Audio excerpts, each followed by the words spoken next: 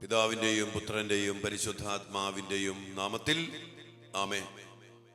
കർത്താവായ ഈശോയെ, അങ്ങ് കുരിശിൽ ചിന്തിയ രക്തത്തിൻ്റെ യോഗ്യതയിലും കുരിശിൽ അങ്ങ് നേടിയ വിജയത്തിലും ആശ്രയിച്ചുകൊണ്ട് അങ്ങയോട് ഐക്യപ്പെട്ട് പ്രാർത്ഥിക്കുന്ന ഞങ്ങളെയും ഞങ്ങളുടെ കുടുംബങ്ങളെയും ഞങ്ങളുടെ മക്കളെയും നശിപ്പിക്കാൻ ശ്രമിക്കുന്ന എല്ലാവിധ പൈശാചിക സ്വാധീനങ്ങളെയും അന്ധകാര ശക്തികളെയും ആഭിചാര്യത്തിൻ്റെ, മന്ത്രവാദത്തിൻ്റെ, കൂടോത്രത്തിൻ്റെ, ക്ഷുദ്രത്തിൻ്റെ, വശീകരണ യന്ത്രങ്ങളുടെ എല്ലാ ശക്തികളെയും കർത്താവായ യേശു ക്രിസ്തുവിൻ്റെ നാമത്തിൽ ബന്ധിച്ച് ബഹിഷ്കരിച്ച് നിർവീര്യമാക്കി കർത്താവിൻ്റെ കുരിശിൻ്റെ ചുവട്ടിൽ സമർപ്പിക്കുന്നു.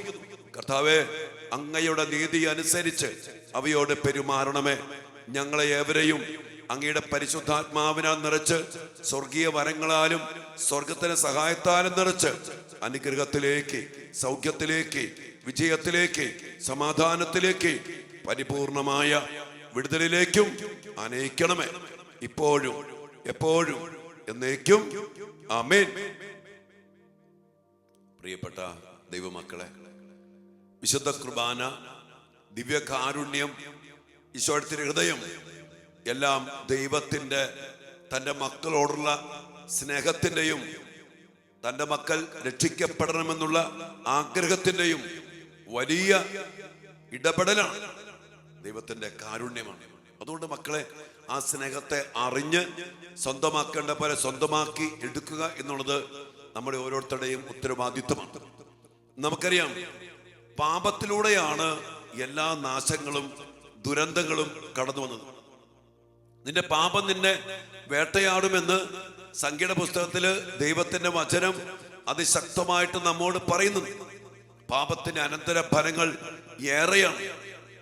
ശാപങ്ങള്, ശിക്ഷകള്, അതിന് വരുന്ന ഒത്തിരി കടങ്ങള്, അതിലൂടെയൊക്കെ സാത്താന് ലഭിക്കുന്ന നിയമപരമായ അവകാശങ്ങൾ, ഈ വേട്ടയാടുന്ന പാപത്തിന്റെ ശക്തമായ സാന്നിധ്യവും അതിന്റെ അനന്തര ഫലങ്ങളും നമ്മുടെ കുടുംബത്തില്, പാരമ്പര്യത്തില്, വ്യക്തിജീവിതത്തില്, ഈ ലോകത്തില്, ഈ മണ്ണില് അതിശക്തമായിട്ടുണ്ട്. അതുകൊണ്ട് തന്നെ അതിൽ നിന്നൊരു മോചനം കർത്താവ് നമുക്ക് വേണ്ടി ഒരുക്കി തന്നത് ഈ കുരിശിലെ ബലിയിലൂടെയാണ്, വിശുദ്ധ കുർബാനയിലൂടെയാണ്, കുത്തിത്തുറക്കപ്പെട്ട തിരുഹൃദയത്തിലൂടെയാണ്, അവിടുത്തെ ദിവ്യ കാരുണ്യത്തിലൂടെയാണ്. ഈ കരുണ നമ്മൾ സ്വന്തമാക്കണം. അതാണ് വിശുദ്ധ കുർബാനയിൽ സംഭവിക്കുന്ന വലിയ കാര്യങ്ങൾ. നമ്മൾ ഇന്ന് മുതൽ വിശുദ്ധ കുർബാനയിൽ ഈശോ നമുക്ക് വേണ്ടി, നമ്മെ രക്ഷിക്കാൻ വേണ്ടി ചെയ്ത കാര്യങ്ങൾ എന്തൊക്കെയെന്ന് നമ്മൾ ശരിക്കും മനസ്സിലാക്കി സ്വന്തമാക്കി ഈ രക്ഷാകരമായ ദിവ്യരഹസ്യങ്ങൾ നമ്മൾ സ്വന്തമാക്കി. പാപത്തിന് അതിൻ്റെ വേദനമുണ്ട്. നിയമാവർത്തന പുസ്തകത്തിന്റെ 28-ാം അധ്യായത്തിന്റെ 15 മുതൽ 68 വരെ തിരുവചനത്തില് ദൈവത്തിന്റെ കൽപ്പനകള്, ദൈവത്തിന്റെ വചനം പാലിക്കാതെ അതിനെതിരെ ചെയ്യുന്ന പാപം നമുക്കറിയാം. ആദ്യ മനുഷ്യന്റെ പാപം എന്താ? ഈ വൃക്ഷത്തിന്റെ ഫലം തിന്നരുത്, തിന്നാൽ മരിക്കും എന്ന് പറഞ്ഞ ആ പ്രവൃത്തി അവർ തിന്നു, അവർ മരിച്ചു, ജീവൻ നഷ്ടപ്പെട്ടു പോയി. അതിലൂടെ വന്ന ജഡമൊക്കെ നമ്മൾ കഴിഞ്ഞ ദിവസങ്ങളിൽ കണ്ടു.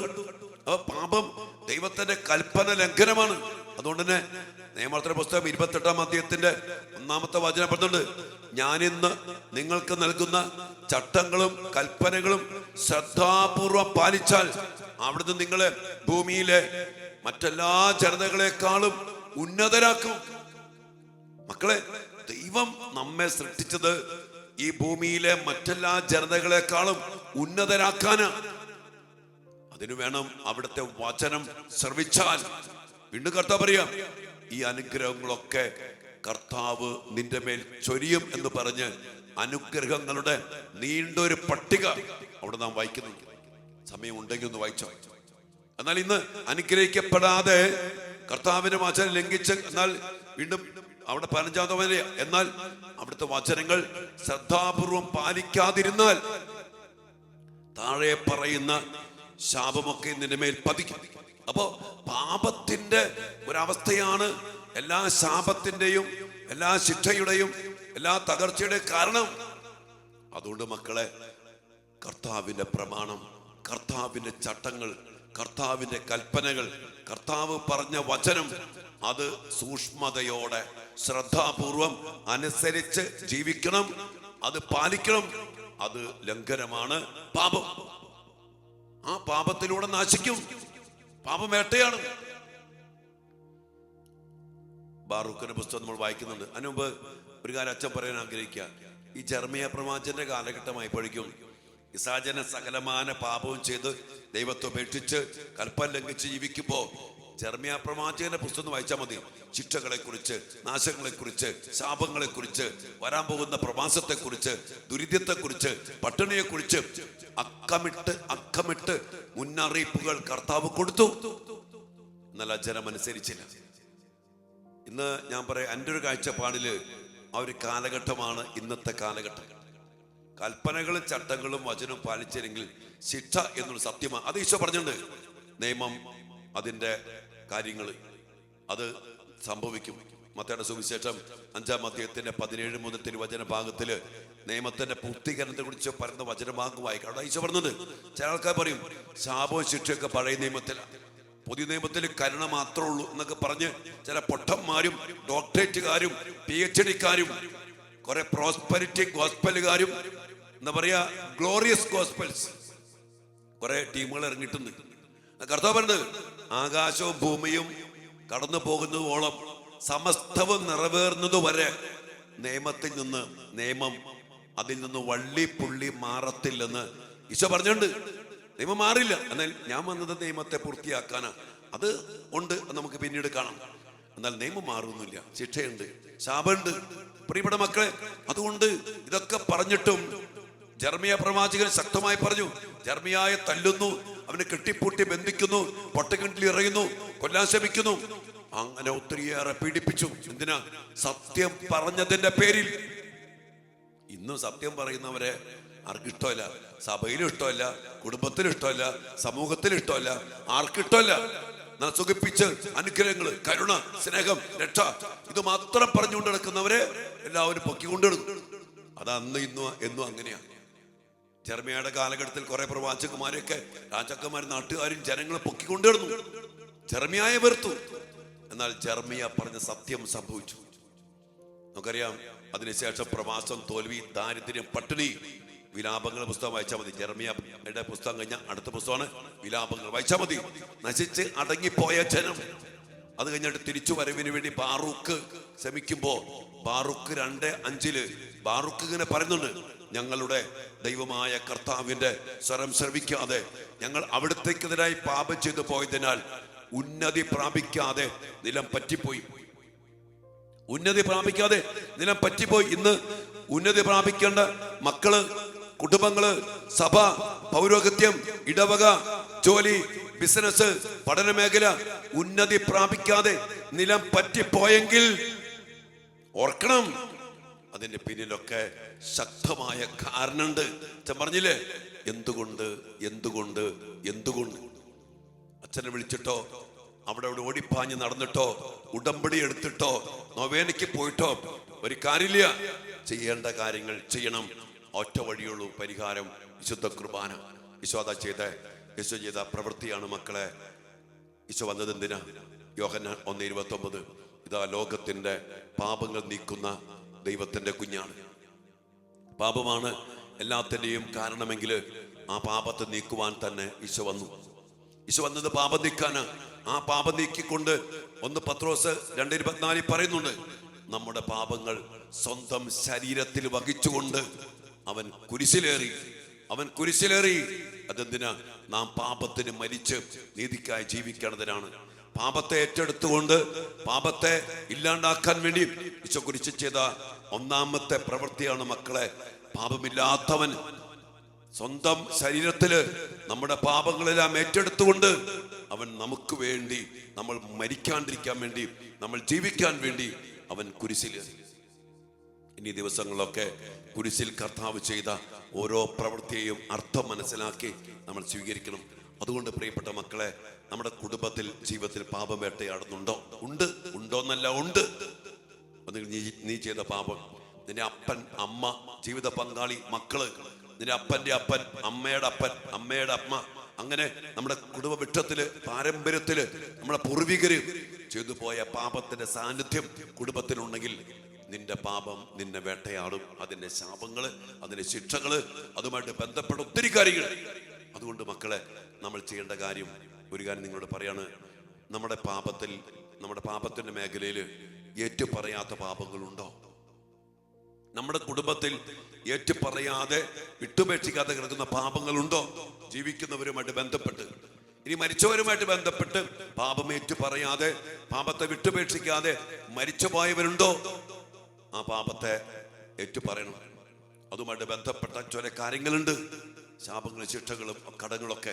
അതൊക്കെ നമ്മൾ ഈ ദിവസങ്ങളിൽ കണ്ട് കർത്താവിന്റെ കുരിശിലെ രക്ഷാകര പ്രവൃത്തികളെ സ്വന്തമാക്കണം. അപ്പൊ ഇന്ന് നാം ചെയ്യേണ്ട കാര്യം, നമ്മുടെ കുടുംബത്തിൽ കിടക്കുന്ന പാപങ്ങൾ, ആഭിചാര്യം, മന്ത്രവാദം, കൊലപാതകം, വ്യഭിചാരം, ഗർഭചിത്രം, വിവാഹമോചനം, മിശ്ര വിവാഹം, മദ്യപാനം, ജടിക പാപങ്ങൾ, കലഹം, ശാപം, പ്രാക്ക്, അങ്ങനെ കർത്താവിന്റെ വചനത്തിന് നിരക്കാത്ത ഒത്തിരി കാര്യങ്ങൾ നമ്മുടെ കുടുംബത്തിലില്ല. കൽപ്പനകളെ ധ്യാനിക്കുക, കർത്താവിന്റെ ചട്ടങ്ങളെ, പ്രമാണങ്ങളെ ധ്യാനിക്കുക, വചനത്തെ ധ്യാനിക്കുക. ചെയ്യേണ്ട കാര്യങ്ങൾ ചെയ്യാത്ത, ഉപേക്ഷയാനുള്ള പാപങ്ങൾ ഓർക്കുക. ഇതെല്ലാം ശരിക്കും കണ്ടെത്തി ഏറ്റുപറഞ്ഞ് കുമ്പസാരിച്ച് യഥാർത്ഥമായ കുർബാന, കുരിശിലബലി സ്വന്തമാക്കിയെടുക്കാൻ നമുക്കിടയാകട്ടെ. നമുക്ക് പ്രാർത്ഥിക്കാം. മക്കളെ, ഇന്ന് നമ്മൾ ചിന്തിക്കേണ്ട മേഖല, ലോകത്തിന്റെ പാപങ്ങൾ നീക്കുന്ന ദൈവത്തിന്റെ കുഞ്ഞാടിന്റെ രക്ഷാകരമായ പ്രവൃത്തി, കുരിശിൽ പാപമേറ്റെടുത്തുകൊണ്ട് കയറിയ ഈശോ ചെയ്ത പ്രവൃത്തികൾ നമ്മൾ ധ്യാനിക്കും. നമ്മുടെ പാപങ്ങളെ ഏറ്റെടുക്കുന്ന കർത്താവിലേക്ക്. അച്ഛൻ ഇന്നലെ പറഞ്ഞില്ലേ, നമ്മൾ ഏറ്റുപറയാത്ത, നമ്മുടെ കുടുംബത്തിൽ നിന്ന് നമ്മൾ ഏറ്റുപറയാത്ത ഒരു പാപവും കർത്താവിന് ഏറ്റെടുക്കാൻ പറ്റില്ല. നാം ചെയ്യണം, നമ്മുടെ കുടുംബത്തിന്റെ പാപങ്ങൾ, കുടുംബാംഗങ്ങളുടെ പാപങ്ങൾ, നമ്മുടെ വ്യക്തിപരമായ പാപങ്ങൾ നമ്മൾ ഏറ്റുപറയണം, വിട്ടുപേക്ഷിക്കണം. കർത്താവിന്റെ രക്ഷാകര പ്രവൃത്തികൾ സ്വന്തമാക്കാൻ ആദ്യത്തെ പ്രവൃത്തി പാപം നീക്കപ്പെടണം, പാപം ഏറ്റുപറയണം. ചെയ്യാം. ഈശോ അനുഗ്രഹിക്കട്ടെ. ആമേൻ. പരിശുദ്ധ പരമ ദിവ്യകാരുണ്യ ഈശോയ്ക്ക് എന്നേരവും ആരാധനയും സ്തുതിയും പുകഴ്ചയും ഉണ്ടായിരിക്കട്ടെ. ദിവ്യകാരുണ്യ ഈശോയെ, ഞങ്ങൾ അങ്ങയെ സ്തുതിക്കുന്നു, ആരാധിക്കുന്നു. ഞങ്ങൾ അങ്ങേക്ക് നന്ദി പറയുന്നു. അങ്ങയുടെ തിരുഹൃദയത്തിന്റെ സ്നേഹമായ വിശുദ്ധ കുർബാനയോർത്ത് ഞങ്ങൾ അങ്ങേ ആരാധിക്കുന്നു. അതിനുവേണ്ടി അങ്ങ് ഏറ്റെടുത്ത പീഡാസഹനങ്ങള്, കുരിശിൽ ഞങ്ങൾക്ക് വേണ്ടി പൂർത്തീകരിച്ച രക്ഷാകര രഹസ്യങ്ങളെ ഓർത്ത് ധ്യാനിച്ചുകൊണ്ട് അങ്ങയുടെ വലിയ കരുണ സ്വന്തമാക്കാൻ അങ്ങ് ഞങ്ങളെ അനുവദിച്ചിരിക്കുന്നതിനെ ഓർത്ത് നന്ദിയോടെ ഞങ്ങൾ അങ്ങേ ആരാധിക്കുന്നു. ഈശോയെ, ഞങ്ങൾ അങ്ങയിൽ ജീവിക്കാൻ വിളിക്കപ്പെട്ടവരും സൃഷ്ടിക്കപ്പെട്ടവരുമാണ്. എന്നാൽ അങ്ങയെ വിട്ട്, അങ്ങയുടെ വചനം വിട്ട്, അങ്ങാകുന്ന കൽപ്പനയും വചനവും ചട്ടങ്ങളും അങ്ങയെ തന്നെ വിട്ട് ഞങ്ങൾ പാപം ചെയ്തു. കർത്താവേ, ഞങ്ങളെ ഉപേക്ഷിക്കാതെ അങ്ങ് രക്ഷകനായിട്ട് അങ്ങ് തന്നെ ഇറങ്ങി വന്നു. പാപമില്ലാത്ത അങ്ങ് ഞങ്ങളുടെ പാപം ഏറ്റെടുക്കാൻ വേണ്ടി ഈ ഭൂമിയിലേക്ക് ഇറങ്ങി വന്നു. ഈശോയെ, അങ്ങ് വന്നത് ലോകത്തിന്റെ പാപം നീക്കാന്. പാപമാണ് എല്ലാ നാശങ്ങളും വരുത്തി വെച്ചത്. പാപമാണ് ഞങ്ങളെ വേട്ടയാടിക്കൊണ്ടിരിക്കുന്നത്. ഞങ്ങളുടെ ജീവിതത്തിന്റെ, ഞങ്ങളുടെ കുടുംബത്തിന്റെ ജീവിത മേഖല, സാമ്പത്തികം, ജോലി, പഠനം, കുടുംബജീവിതം, പൗരോഹിത്യം, എല്ലാത്തിനെയും നശിപ്പിക്കുന്ന, വേട്ടയാടുന്നത് പാപമാണ്. അത് ഏറ്റെടുക്കാൻ അങ്ങ് തിരുമനസ്സായി. ലോകത്തിന്റെ പാപങ്ങൾ നീക്കുന്ന ദൈവത്തിന്റെ കുഞ്ഞാടായിക്കൊണ്ട് അങ്ങ് ഭൂമിയിലേക്ക് ഇറങ്ങി വന്നു. സകല പാപങ്ങളും സ്വന്തം ശരീരത്തിൽ വഹിച്ചുകൊണ്ട് അങ്ങ് കുരിശിലേറി. ഈശോയെ, ആ സ്നേഹത്തെ സ്വന്തമാക്കാൻ, ആ കരുണയെ സ്വന്തമാക്കാൻ ഞങ്ങൾ ചെയ്യേണ്ട കാര്യം എന്തെന്ന് അങ്ങ് ഞങ്ങളോട് പറഞ്ഞു. ഞങ്ങളുടെ പാപങ്ങളെ ഞങ്ങൾ ഏറ്റുപറയണം, ഞങ്ങളുടെ കുടുംബത്തിന്റെ പാപങ്ങളെ ഞങ്ങൾ ഏറ്റുപറയണം. അങ്ങനെ അങ്ങയുടെ രക്ഷാകരമായ പ്രവൃത്തി ഞങ്ങൾ സ്വന്തമാക്കണം. കർത്താവെ, ഞങ്ങളെ സമർപ്പിക്കുന്നു. കർത്താവ്, ശുശ്രൂഷയിലായിരിക്കുന്ന, ഈ പ്രാർത്ഥനയിലായിരിക്കുന്ന എല്ലാ മക്കളെയും, എല്ലാ കുടുംബങ്ങളെയും ഇവരനുഭവിക്കുന്ന പാപം വേട്ടയാടപ്പെടുന്ന അവസ്ഥകള്, നാശങ്ങള്, തകർച്ചകള്, ദുരന്തങ്ങള് എല്ലാം സമർപ്പിക്കുന്ന കർത്താവെ, എല്ലാ പാപങ്ങളും ഏറ്റെടുക്കുന്ന അങ്ങയുടെ കരുണയിലേക്ക് ഈ മക്കളെ, ഇവരുടെ കുടുംബത്തെ, ഇവരുടെ പൂർവികരെ സമർപ്പിച്ച് പ്രാർത്ഥിക്കുന്നു. ഞങ്ങളുടെ എല്ലാ കുടുംബങ്ങളിലെ പാപങ്ങളെ, ഞങ്ങളുടെ വ്യക്തി ജീവിതത്തിന്റെ പാപങ്ങളെ, ജീവിച്ചിരിക്കുന്ന ഞങ്ങളുടെ കുടുംബാംഗങ്ങളുടെ പാപങ്ങള്, പ്രത്യേകിച്ച് ഞങ്ങളുടെ മക്കളുടെ പാപങ്ങള്, ജീവിത പങ്കാളിയുടെ പാപങ്ങള് എല്ലാം ഞങ്ങൾ സമർപ്പിക്കുന്നു. ഞങ്ങൾ ജീവിച്ചിരിക്കുന്നവര് നന്നായിട്ട് കുമ്പസാരിക്കട്ടെ. കർത്താവെ, മരിച്ചു പോയവർക്കിനി കുമ്പസാരിക്കാൻ പറ്റില്ല. അവരുടെ പാപങ്ങളെ ഞങ്ങൾ അങ്ങേ തിരുമുമ്പിൽ സമർപ്പിച്ച് പ്രാർത്ഥിക്കുന്നു. വലിയ കരുണ ഞങ്ങൾ സ്വന്തമാക്കട്ടെ, രക്ഷ സ്വന്തമാക്കട്ടെ. എൻ്റെ പ്രിയപ്പെട്ട മക്കളെ, നമുക്കൊരു നല്ല കുമ്പസാരത്തിന് വേണ്ടി ഈശോ ആഗ്രഹിക്കുന്നുണ്ട്. നമ്മുടെ കുടുംബത്തിൽ ഏറ്റു പറയാതെ കിടക്കുന്ന പാപങ്ങൾ, അവർ മരിച്ചുപോയി, ഇനി അവർക്ക് ഏറ്റു പറയാൻ പറ്റില്ല. അത് നമ്മൾ ഏറ്റു പറഞ്ഞൊന്ന് കുമ്പസാരിക്കുക, കുമ്പസാരത്തൊന്ന് പറയാം. നമ്മുടെ കുടുംബാംഗങ്ങൾക്ക് ജീവിച്ചിരിക്കുന്നുണ്ട്, അവർ തന്നെ അനുതപിച്ച് മാനസാന്തരപ്പെട്ട് ഏറ്റു പറയണം. അവരുടെ പാപങ്ങൾ ഓർത്ത് മാപ്പ് ചോദിച്ച് കർത്താവിനോട് പ്രാർത്ഥിക്കുമ്പോൾ ഈശോയെ അവർക്ക് മാനസാന്തരം കൊടുത്ത് പരിശുദ്ധാത്മാവിനാൽ നിറച്ച് പാപത്തെക്കുറിച്ച്, നീതിയെക്കുറിച്ച്, ന്യായവിധിയെക്കുറിച്ചൊക്കെ ബോധ്യം നൽകി അവരെ നല്ല കുമ്പസാരത്തിലേക്ക് ആനയിക്കണമേ എന്ന് നമുക്ക് പ്രാർത്ഥിക്കാം. കർത്താവിനെ കുറിച്ചുള്ള ബലി രക്ഷാകരമായ ദിവ്യരഹസ്യമാണ്. അതെല്ലാം സ്വന്തമാക്കാൻ കർത്താവ് ഞങ്ങളോടും ഞങ്ങളുടെ കുടുംബത്തോടും തലമുറയോടും കരുണയായിരിക്കണമേ എന്ന് പ്രാർത്ഥിച്ചുകൊണ്ട് അതിനായിട്ട് ഈശോയുടെ ആശീർവാദം, അനുഗ്രഹം ഏറ്റവും പ്രത്യേകമാവിധം നമുക്ക് ആഗ്രഹിച്ച് പ്രാർത്ഥിക്കാം. പാപം വേട്ടയാടപ്പെടുന്ന അവസ്ഥയിൽ നിന്ന് കർത്താവിന്റെ കുരിശു മരണം നമ്മെ മോചിപ്പിക്കുന്നു, നമ്മെ വീണ്ടെടുക്കുന്നു, നമ്മെ രക്ഷിക്കുന്നു. സ്വന്തമാക്കാം മക്കളെ.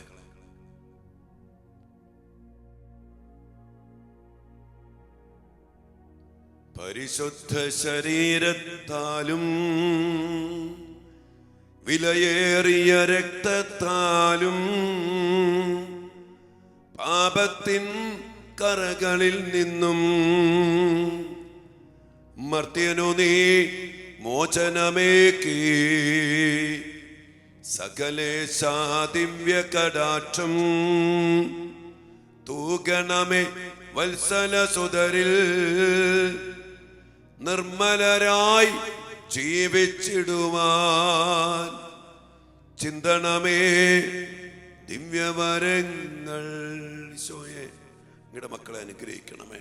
പാപം വേട്ടയാടപ്പെടുന്ന അവസ്ഥകളെ മനസ്സിലാക്കി ആ പാപത്തെ ഏറ്റുപറഞ്ഞ് പാപത്തെ തന്നെ അവസാനിപ്പിക്കാനും ലോകത്തിന്റെ പാപം നീക്കുന്ന അങ്ങയിലേക്കെല്ലാം ഭരമേൽപ്പിക്കാൻ ഞങ്ങൾക്ക്, ഞങ്ങളുടെ മക്കൾക്കും കുടുംബത്തിനും ഇടയാകട്ടെ എന്ന് പ്രാർത്ഥിച്ചുകൊണ്ട് ആ ഒരു വലിയ അഭിഷേകം നിറയപ്പെടാൻ വേണ്ടി ആശീർവാദം സ്വീകരിച്ച മക്കളെ, ഹല്ലേലൂയ യേശുവേ.